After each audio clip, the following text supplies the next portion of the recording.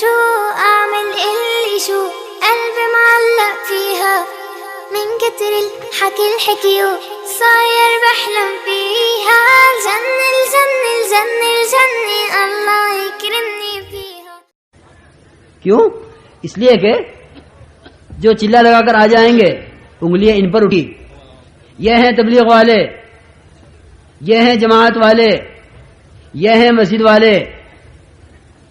اب لوگ یوں نہیں کہیں گے ان کی تہجد دیکھو، ان کے گشت دیکھو، ان کی تعلیم کا حلقہ دیکھو.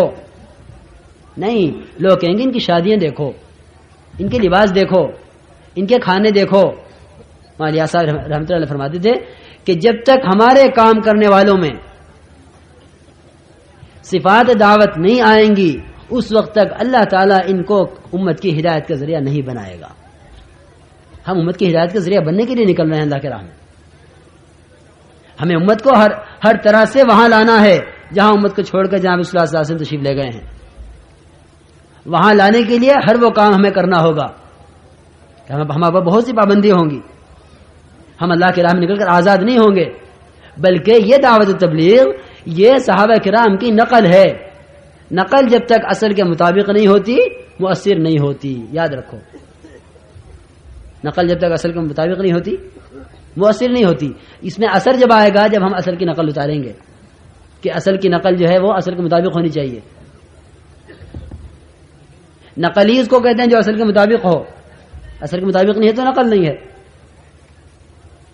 تو ہم وقت گزارنے کے لیے نہیں جا رہے ہیں، 500,000 روپے خرچ کرنے کے لیے نہیں جا رہے ہیں، بلکہ ہم بننے کے لیے جا رہے ہیں اور سارے عالم کے انسانوں کو ہدایت پر لانے کی نیت کر کے جا رہے ہیں. اس لیے درخواست یہ کہ کم سے کم سامان ہمارے ساتھ. ضرورت کسے کہتے ہیں؟ ایک بہت بڑا تاجر ٹرین سے سفر کر رہا ہو، آپ دیکھیں اس کے ساتھ کوئی نہیں ہے، اکیلا آدمی ہے. جتنا ساز و سامان گھر میں تھا اس کے مقابلے میں تجارت کے سفر پہ جا رہا ہے. کوشش میں ہے کہ میرے پاس کم سے کم سامان، کیونکہ مجھے اٹھانا ہے، مجھے اٹھا کے چلنا ہے. اس کو تو اٹھا کر صرف ہوٹل تک جانا ہے. اس کو گلی گلی، محلہ، کوچا، گھر، اس سے ملنا، اس سے ملنا، اس سے ملاقات، اس سے ملاقات، اس کو انفرادی دعوت، اس کو انفرادی دعوت، اس کو بس اس کے اعمال پر رغبت دلانی ہے، اس کو تیار کرنا ہے. اس کا یہ کام ہے. وہ تو تاجر ہے، جا کر ہوٹل میں ٹھہرے گا، سامان رکھے گا اور پھرے گا.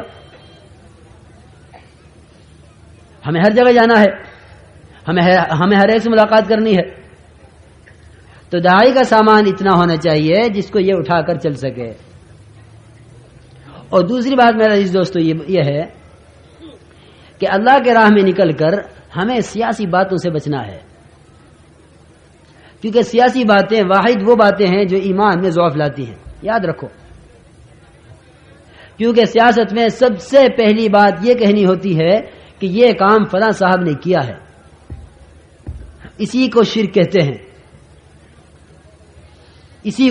خدا کی قسم اسی کا نام شرک ہے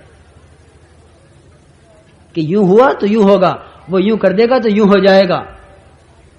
پھر دوسرے درجے میں جو کہ اگر ہم سیاسی باتیں کریں گے اللہ کے راستے میں نکل کر تو پھر ملک و مال سے ہونا یہی سیکھ کر آئیں گے. امت کو یہ سکھلا کر نہیں آئیں گے اور یہ خود یہ سیکھ کر نہیں آئیں گے کہ اللہ کی ذات سے ہوتا ہے، اللہ کے کرنے سے ہوتا ہے. پھر ہمارے کام کا مزاج کہ ہر ایک جانتا ہے کہ بھئی اس کام کا سیاست سے کوئی تعلق نہیں ہے،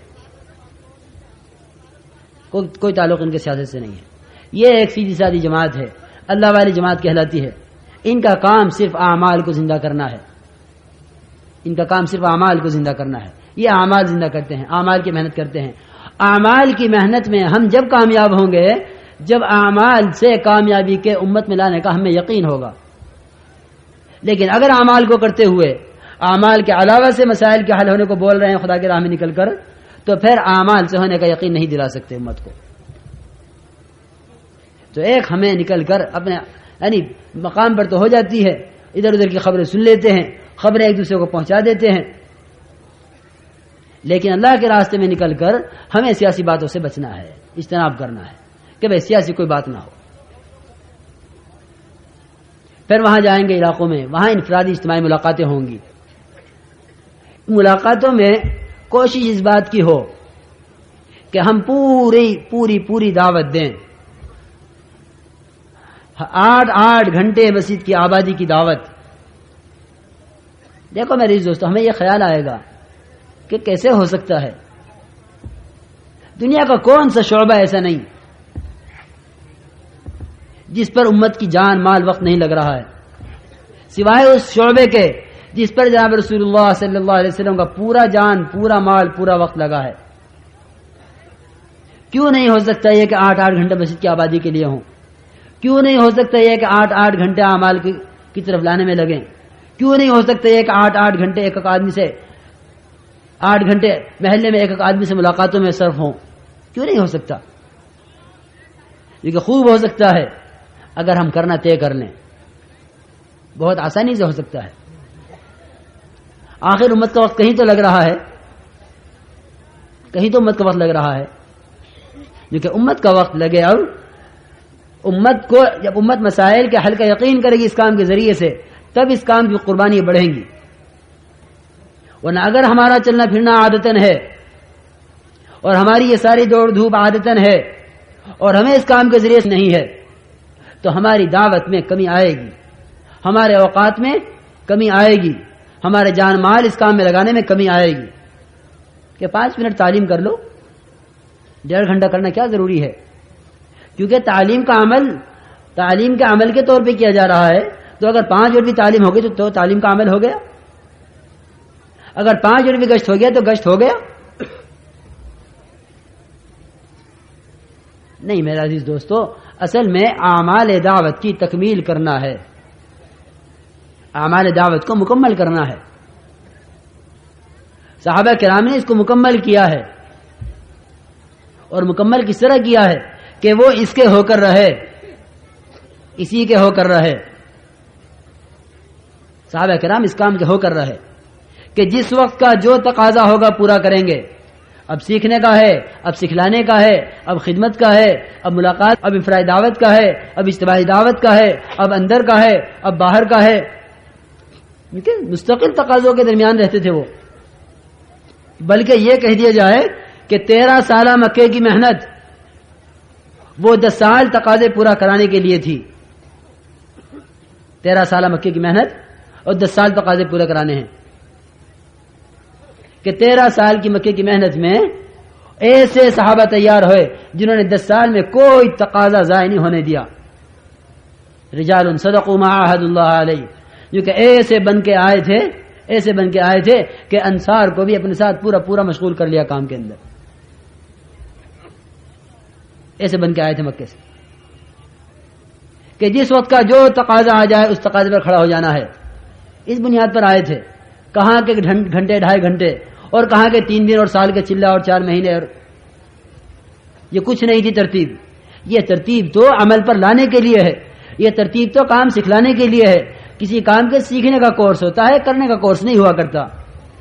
کسی کام کے سیکھنے کا نصاب ہوا کرتا ہے، کرنے کا نصاب نہیں ہوا کرتا۔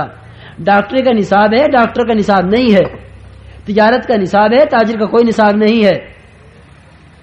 ملازم کا نصاب ہے، ملازم کا نصاب ہے، ملازمت کا کوئی نصاب نہیں ہے۔ وزارت کے سیکھنے کا نصاب ہے، وزیر کا کوئی نصاب نہیں ہے۔ کسے کام کرنا ہے؟ اس لیے کام کے سیکھنے کا تو نصاب ہوتا ہے، کام کے کرنے کا نصاب نہیں ہوتا، کیونکہ ابھی یہ کام ہمارے اندر میں اترا نہیں ہے۔ ابھی اس کام کو ہم ثواب کا کام سمجھتے ہیں کہ نہیں کر لو، یا تبلیغ والوں کے کہنے کی وجہ سے، یا اپنے علاقے میں اجتماع ہونے کی وجہ سے، یا اپنی دنیاوی مشاغل اور پریشانیوں کی وجہ سے، یا اپنے بیمار کے ٹھیک ہونے کی وجہ سے۔ صحابہ کرام کی ان ساری وجوہات میں سے کوئی وجہ نہیں تھی اللہ کے راستے میں نکلنے کی۔ ہر ایک کے دل میں یہ بات بیٹھ گئی تھی کہ میں ساری امت کے لیے ہوں اور ساری امت میرے ذمہ ہے۔ میں ساری امت کے لیے ہوں اور ساری امت میرے ذمہ ہے۔ یہ ذمہ داری ہر ایک پر تھی۔ اخرجت للناس، کہ تم لوگوں کے فائدے کے لیے نکلے ہوئے ہو، اور وہ فائدہ کیا ہے؟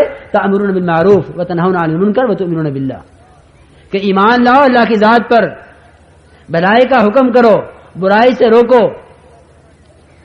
یہ ہر امتی کا فریضہ تھا، کیونکہ اس پر ہر ایک اتنا آیا ہوا تھا، اس پر ہر ایک اتنا آیا ہوا تھا کہ ممکن نہیں تھا کہ مسجد وار جماعت کا کوئی ساتھی ہو اور کوئی آدمی دین نہ جانتا ہو، کہ مسجد وار جماعت کا ساتھی موجود ہے اور امت کا کوئی فرد دین نہیں جانتا اپنا، یہ ممکن نہیں تھا. کیونکہ مدینہ منورہ ہر اعتبار سے ایسا حلقہ اور ایسا علاقہ بن کے تیار ہوا تھا کہ عبادات سے لے کر معاملات تک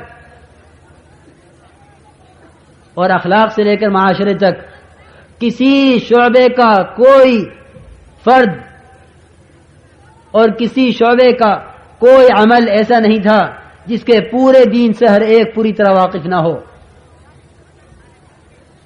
پردہ نازل ہوا تو سب پر، شراب کی حرمت ہے تو سب پر، کیونکہ نماز ہے تو سب پر، اور روزہ ہے تو سب پر. کوئی ممکن ہی نہیں ہے کہ بھئی فلاں آدمی روزہ نہیں رکھتا ہے یا فلاں آدمی نماز نہیں پڑھتا. منافق کی بھی مجال نہیں تھی کہ وہ جماعت کی نماز چھوڑ دے. یحاذا بین رجلین، کہ اس کو بھی دو آدمی کو درمیان اٹھا کے لایا جاتا بیمار کو اور لا کے صف میں بٹھا دیا جاتا. کہ منافق بھی کہ نماز تو مسجد کا عمل ہے، یہ مسجد نے پڑھنی ہے، کیا مجال ہے کہ نماز چھوڑ دے. بھائی بیٹھ جاؤ، بھائی بٹھائیے ذرا ان کو جلدی سے، ارے یہی بٹھا دو جلدی سے، ارے بیٹھ جا ہمت کر کے. تو یہ مجال نہیں تھی کسی کی. لیکن یہ میں پوچھنا چاہتا ہوں کہ مدینہ کا یہ ماحول کیوں تھا؟ یہ کہ مدینہ منورہ کا یہ ماحول صرف اس وجہ سے تھا کہ ہر ایک اپنی ذمہ داری کو نبھا رہا تھا. ہر ایک نے اپنا جان مال وہ خدا کے حوالے کر دیا تھا جنت کے عوض میں، کہ جنت لینی ہے. ان صلاۃ اللہ غالیہ، کہ اللہ کا سودا بڑا مہنگا ہے اور اللہ کا سودا جنت ہے، اور یہ سارا جان و مال اس کے عوض میں لے لیا گیا ہے. اب ہر ایک خیانت سمجھتا تھا، کہ خود کہتے ہیں صحابہ کرام کہ ہم میں سے کوئی آدمی اپنے زائد مال میں اپنا حصہ سمجھتا ہی نہیں تھا، کہ میرا ہے ہی نہیں ہے. حضرت عثمان غنی رضی اللہ تعالیٰ نے تہائی لشکر کا پورا ساز و سامان حتیٰ کہ سوئی تاگا تک اپنے ذمہ لے لیا تھا، کہ جان مال سارا اللہ کے لیے ہے. تو یہ کہیں کہ ہمیں یہ پورے مدینہ کا یہ ماحول بنایا گیا تھا.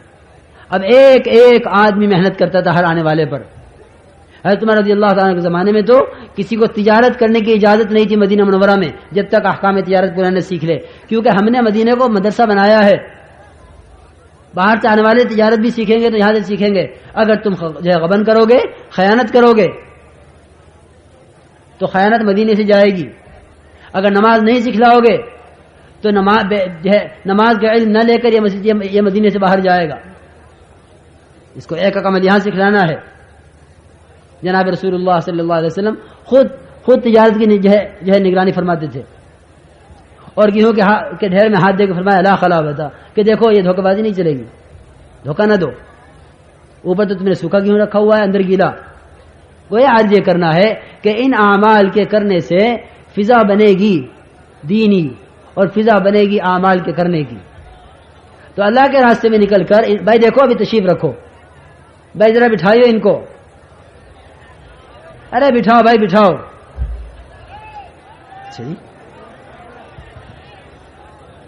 اس لیے میرے عزیز دوستوں بزرگوں، چند کام تو یہ اللہ کے راہ میں نکل کر کرنے کے ہیں جو تفصیل سے بتلائے گئے ہیں، کہ اپنے آپ کو پابند کرنا ہے، گشتیں کرنی ہے، تعلیم کرنی ہے، اپنے آپ کو اعمال دعوت سے مستقل مشغول رکھنا ہے، اور چند کام پھر جو ہے واپس آ کر اپنے علاقے میں کرنے ہیں. جہاں قرآن میں آیا ہے اخرجت للناس، کہ تم لوگوں کی بھلائی کے لیے نکالے جا رہے ہو، وہاں یہ بھی آیا ہے انذر عشیرتک الاقربین، کہ تم اپنے گھر والوں کو، اپنے علاقے والوں کو، اپنے کٹم قبیلے والوں کو، اپنے محلے والوں کو، ان کو بھی ڈراؤ، ان میں بھی دین کی محنت کرو. کیونکہ جہاں باہر کا کام ہمارے ذمہ ہے، بھائی آپ حضرات تو آرام سے بیٹھے رہیں، روانگی کی بات سننے والے جو جماعتیں جانے والی ہیں ان کا تو بات کا سننا انتہائی ضروری ہے. تو یہ کہیں کہ اس طرح ہمارے ذمہ مقام کا کام بھی ہے اس لیے کہ ہمارا مقصد ہے دین کا احیاء، ہمارا مقصد ہے دین کا قیام، ہمارا مقصد ہے پورے دین کو زندہ کرنا۔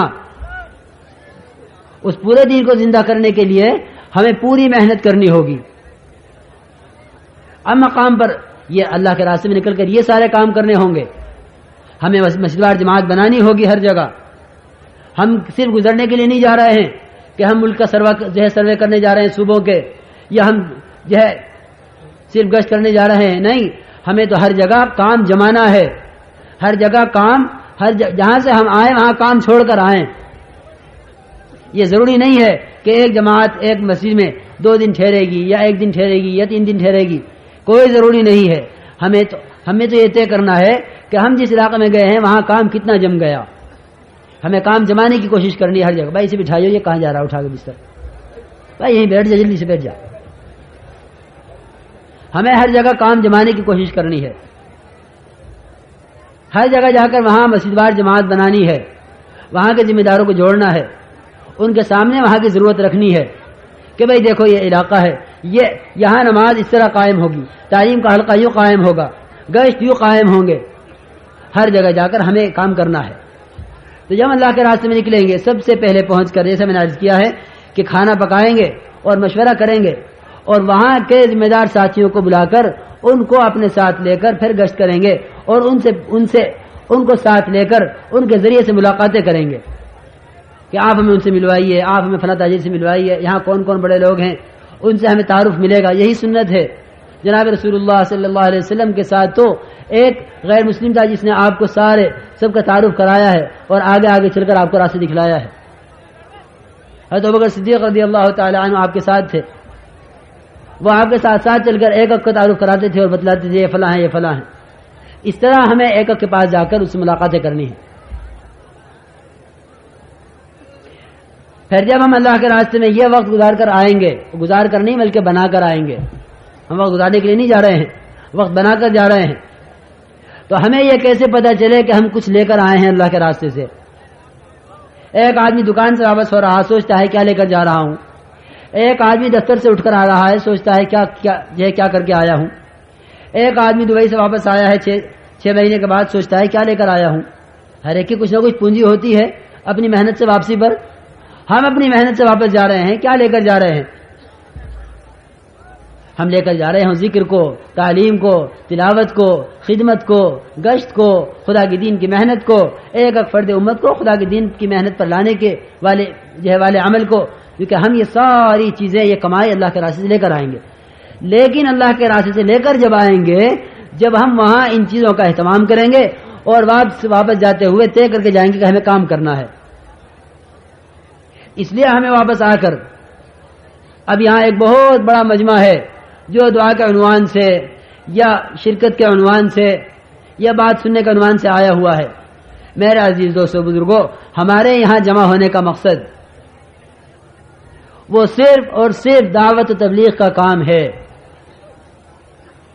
صرف سنانا نہیں ہے کہ سن لیا چلے گئے، رات کا بیان سنا واہ واہ مزہ آ گیا، صبح کا بیان سنا بہت اچھا، فلاں صاحب نے ایسا بیان کیا، فلاں نے ایسا بیان کیا۔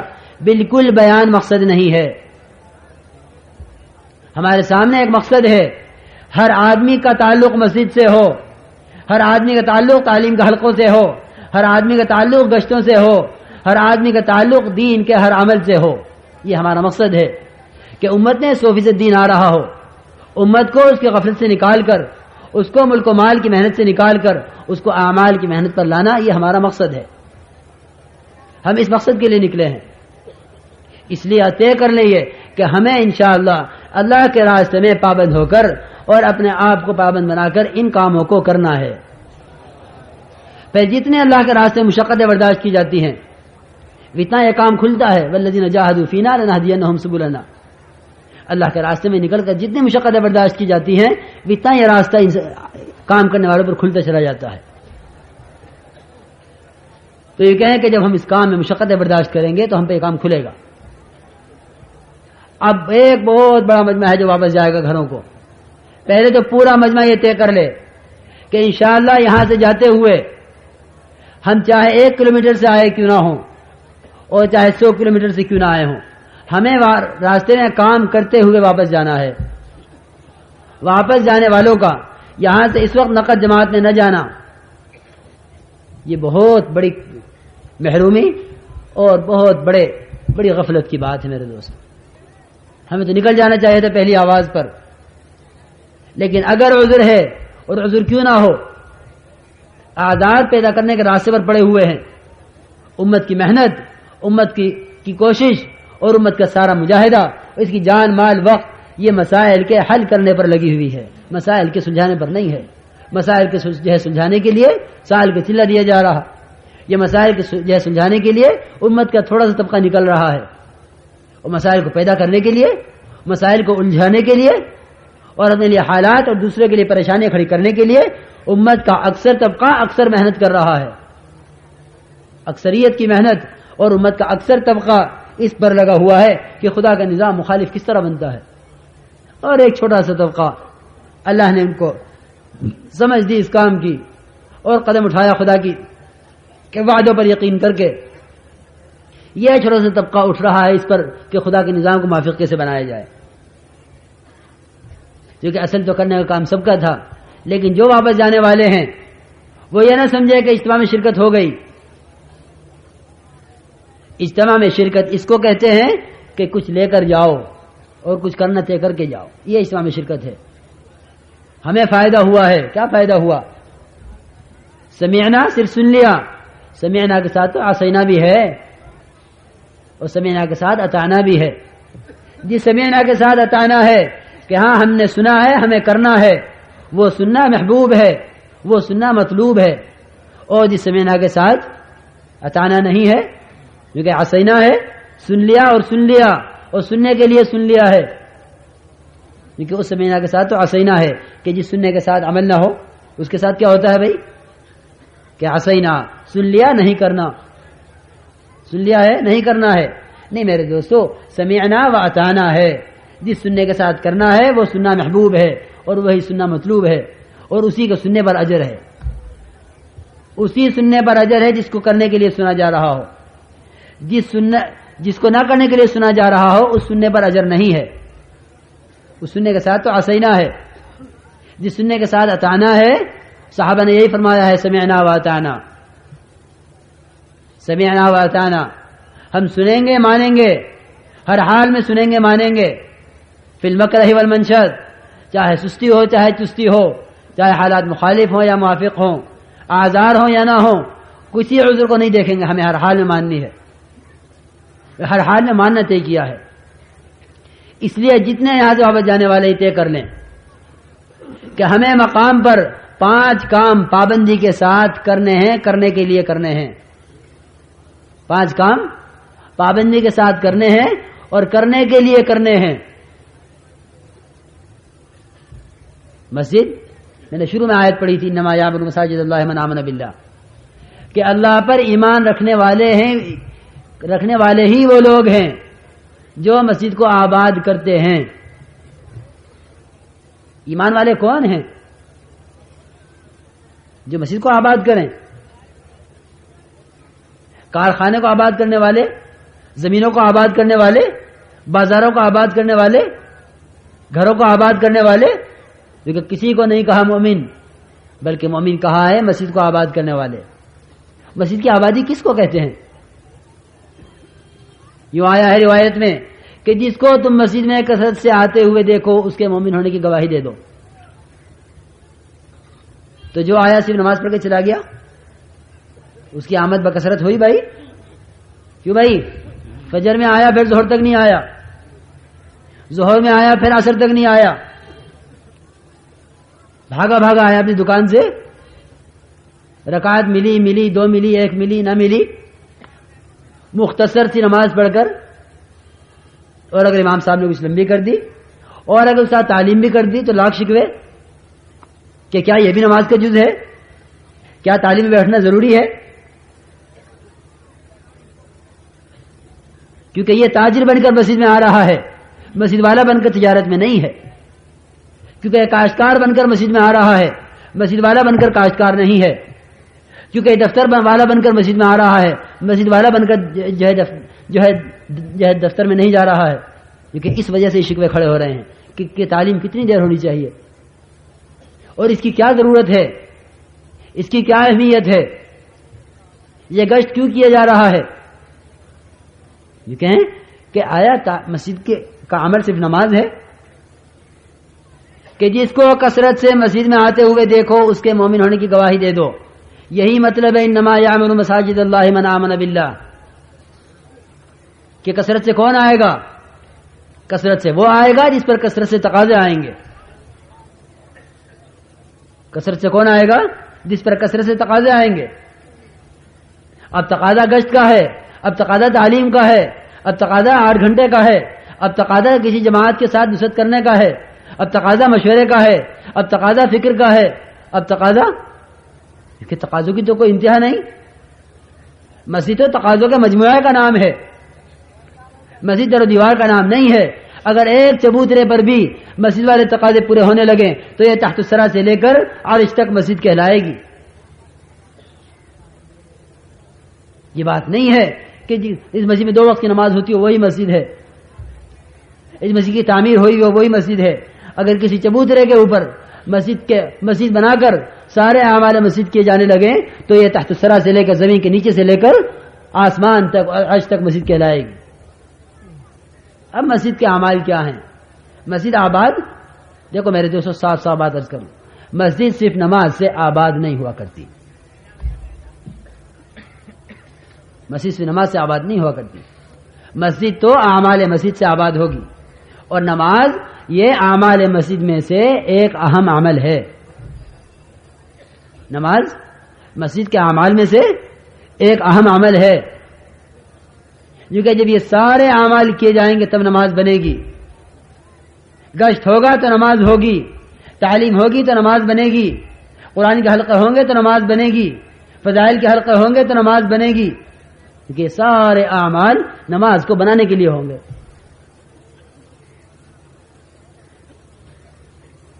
خود سوچ لو، خود سوچو اس کو کہ آیا صرف اعمال مسجد میں جو ہے صرف نماز کا عمل جو ہے مسجد کا عمل صرف نماز ہے، یا ان سارے اعمال سے نماز بنے گی؟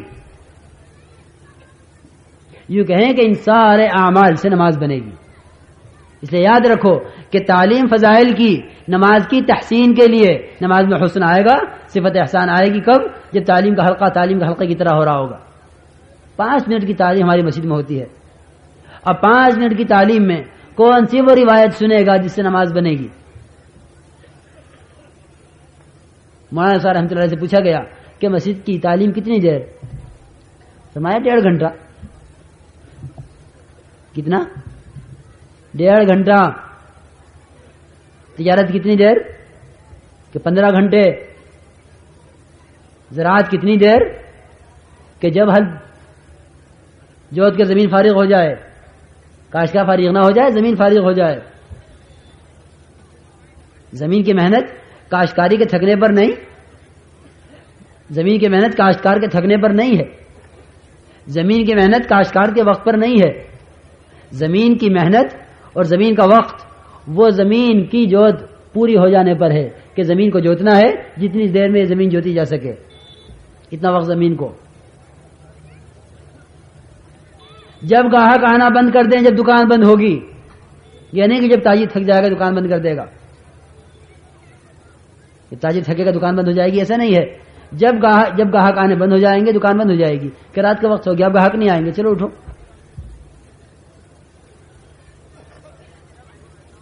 اس لیے مسجد کا عمل یہ کہ یہ تعلیم کا عمل یہ جب پورا کیا جائے گا، مولانا صاحب نے فرمایا کہ 1.5 گھنٹہ تعلیم کا عمل ہوگا. تعلیم کاہے کے لیے ہے؟ کیونکہ فضائل کی تعلیم کا عمل تعلیم کی فضا بنانے کے لیے ہے کہ 1.5 گھنٹے تک پورے محلے کے لوگ، میری بات سمجھ میں آ رہی ہے؟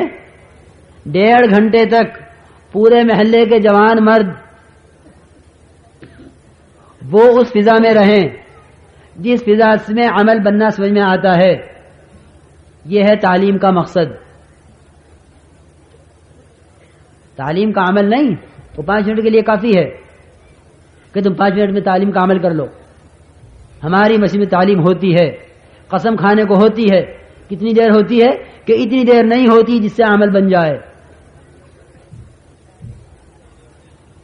اس لیے فضائل کی تعلیم نماز کی تحسین کے لیے کہ اس میں صفت احسان آئے گی نماز کے جو ہے فضائل کی تعلیم سے. صفت احسان کیا ہے؟ ان تعبد اللہ کانک تراہ فإن لم تکن تراہ فإنہ یراک. کہ تعلیم صفت احسان پیدا ہو جائے نماز کے اندر کہ خدا کو خود دیکھ رہا ہو اپنی آنکھوں سے. اگر یہ ممکن نہیں ہے، ایمان کے اس درجے پر ابھی نہیں پہنچا ہے، تو اتنی بات تو ضرور ہے